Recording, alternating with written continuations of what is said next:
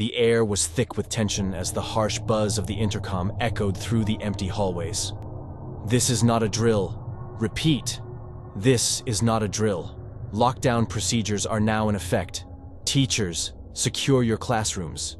Students, remain silent. Do not open the doors for anyone." I glanced at my classmates, their faces pale with fear. The mood shifted from the usual adolescent chatter to a quiet panic. The teacher hurriedly closed the blinds, plunging the room into semi-darkness. We huddled in the corner, hearts pounding in our chests, trying to make sense of the sudden chaos. The intercom crackled again, and the principal's voice trembled as he spoke. "We have reports of an unidentified individual on school grounds. Law enforcement is en route. Stay calm, stay quiet, and do not leave your classrooms." The minutes dragged on like hours, the silence broken only by the occasional shuffling of restless feet. Anxiety hung in the air, intensifying with each passing moment. My mind raced with terrifying possibilities. Who was this intruder, and what did they want? Suddenly, the intercom screeched to life, startling us all. "Attention, students and staff. The situation has escalated. The intruder is armed and dangerous. Law enforcement is working to resolve the issue. We will update you as soon as possible. Stay in your classrooms." A cold chill ran down my spine. The realization that our lives were in danger paralyzed me. I glanced at the windows, half expecting a face to appear, but they remained dark and foreboding.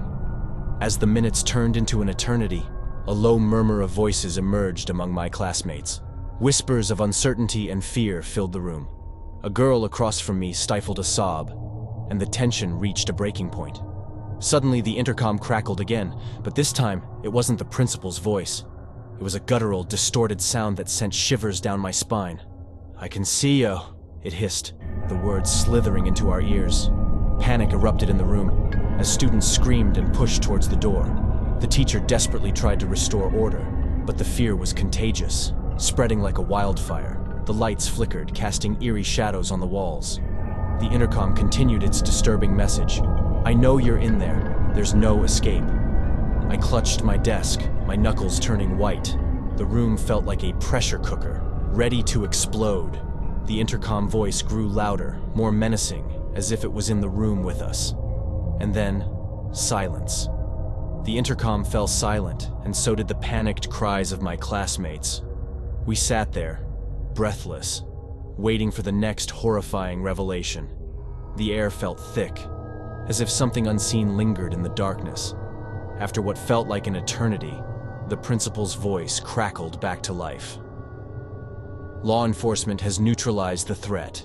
It is safe to exit your classrooms. Repeat, it is safe." Relief washed over us, but the trauma of those moments lingered. As we stepped out into the blinding hallway lights, I couldn't shake the feeling that something malevolent had left its mark on our school. A darkness that would haunt us long after the lockdown had ended.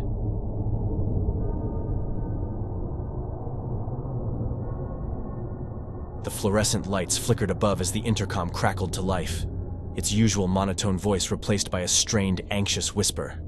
"Lockdown. Lockdown. This is not a drill."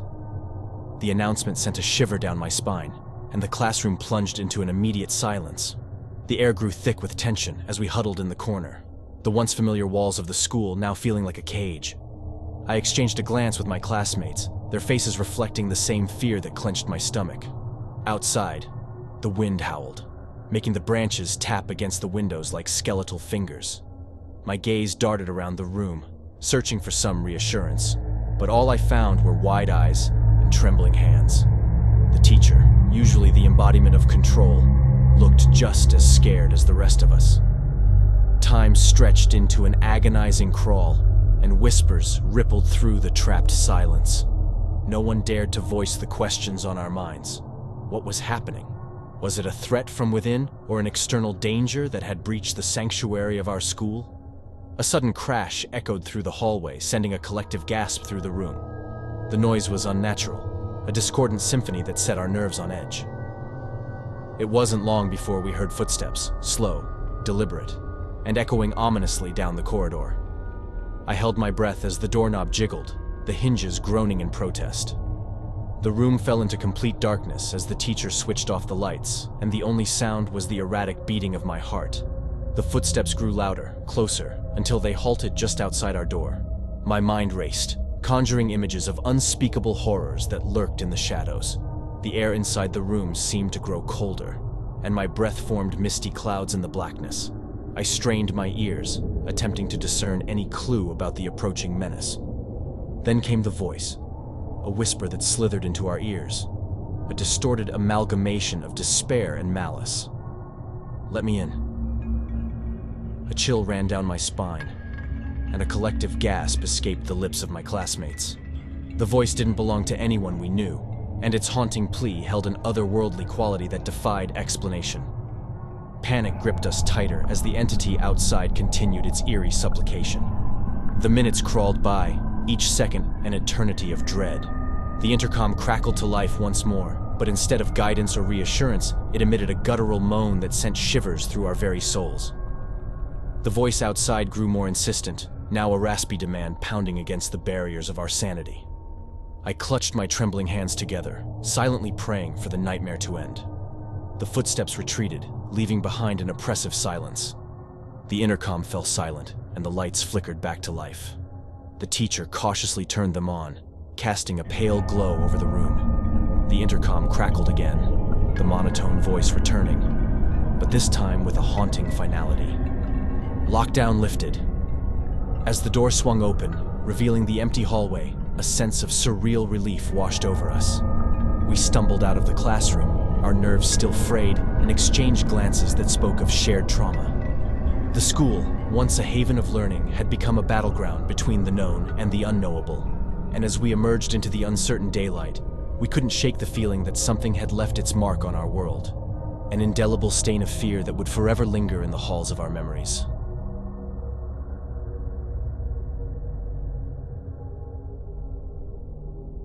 The flickering fluorescent lights overhead cast an eerie glow on the classroom walls as the intercom crackled to life.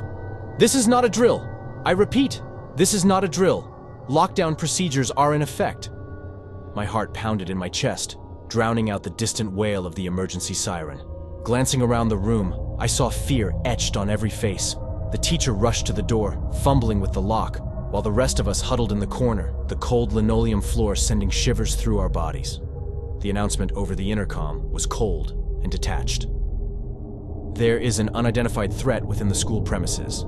Stay quiet, turn off the lights, and remain hidden until further notice."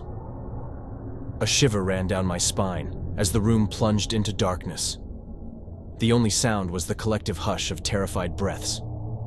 Time seemed to stretch, each minute feeling like an eternity.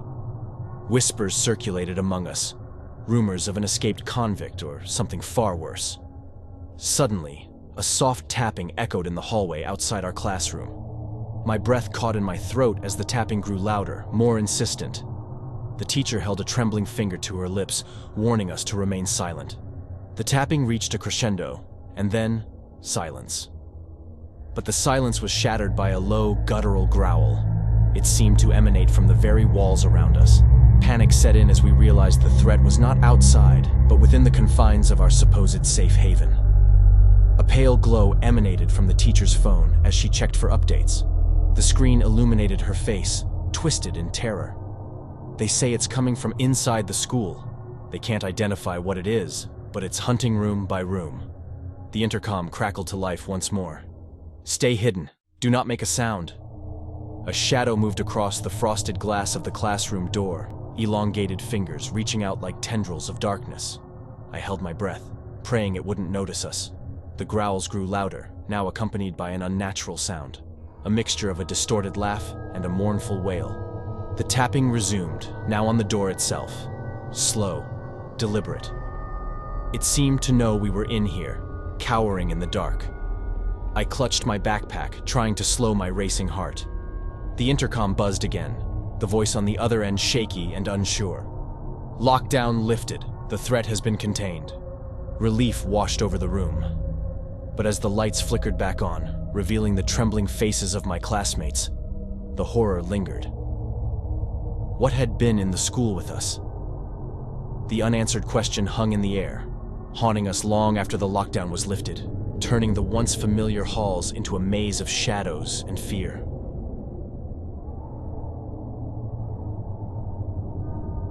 If you enjoyed the video, please make sure to smash that like button and subscribe for more scary horror stories. See you on the flip side.